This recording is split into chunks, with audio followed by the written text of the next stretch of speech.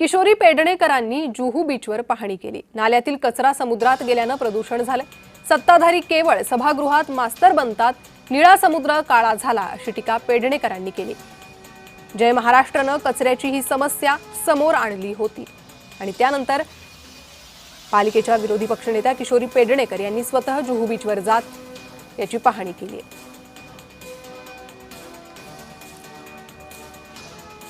एवढ्या मोठ्या मोठ्या ठेवी मोडलात, काम कुठे केलात मुंबईकर विचारतायत।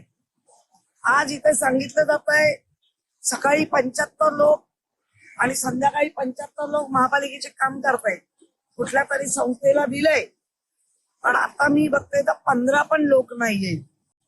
याचा अर्थ सरळ सरळ कॉन्ट्रॅक्टर असतील आणि अधिकारी यांची मिलीभगत मोठ्या प्रमाणात या 5 वर्षात वाढली आणि त्याचे परिणाम आमचे मुंबईकर भोगतायत।